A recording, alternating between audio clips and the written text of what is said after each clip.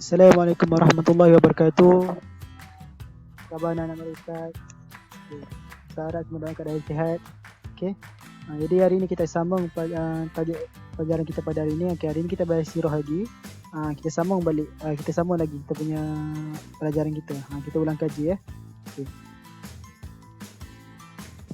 Jadi hari ini kita akan belajar tajuk pelajaran kedua, peristiwa kelahiran Nabi Muhammad sallallahu alaihi wasallam.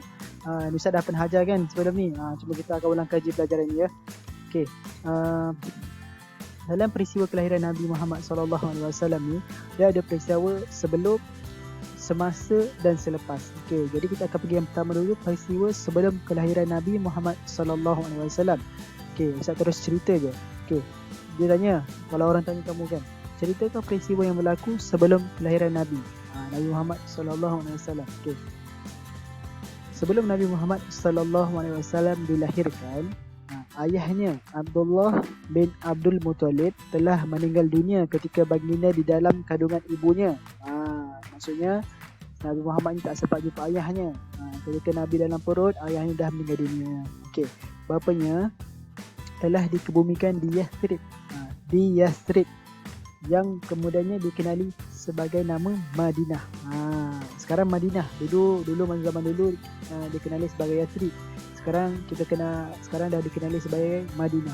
Madinah biasa dengar kan? Mekah Madinah. Okey. Jadi kenapa tahun kelahiran Nabi Muhammad sallallahu alaihi wasallam dinamakan tahun gajah? Kenapa? Kemudian dinamakan tahun gajah kerana pada tahun itu tentera yang diketuai oleh Abraha telah pergi ke Mekah dengan menunggang gajah untuk meruntuhkan Kaabah.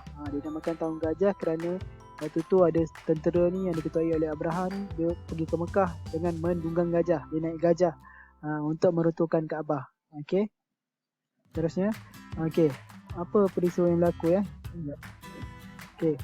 Kemudian apa yang berlaku? Okey, tentera Abraha itu telah dimusnahkan oleh sekumpulan burung yang membawa batu. Dalam cerita dikenal batu daripada api neraka. Burung yang membawa batu dan dilemparkan kepada Abraha dan tenteranya.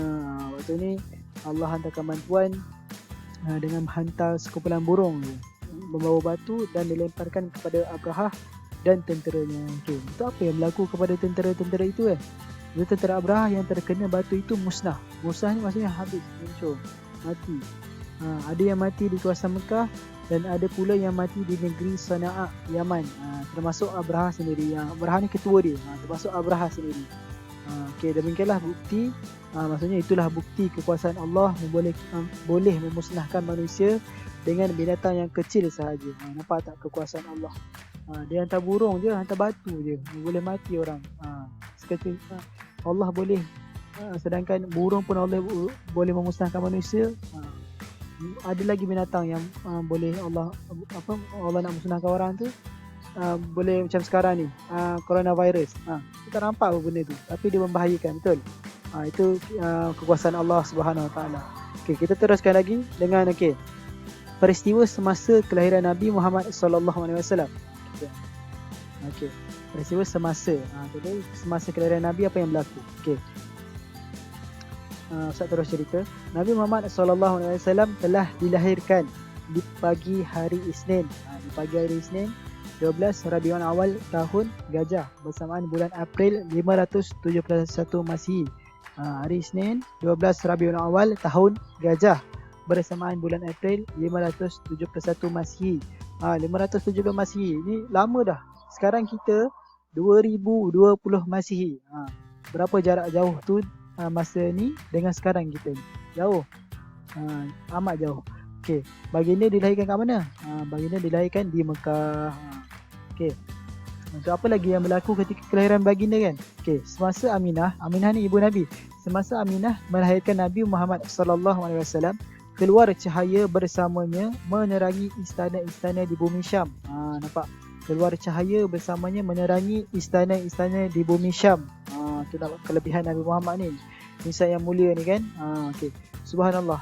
Inilah kemuliaan Nabi Muhammad sallallahu alaihi wasallam. kita sebagai umatnya harus mengambil iktibar. Iktibar ni pengajaran lah dari peristiwa tersebut. Okay. Itu je lah pelajaran kita pada hari ini. InsyaAllah lepas ni Ustaz akan bagi latihan. Kamu buat ya kat Google Form. Okay, itu saja daripada Ustaz. Assalamualaikum warahmatullahi wabarakatuh.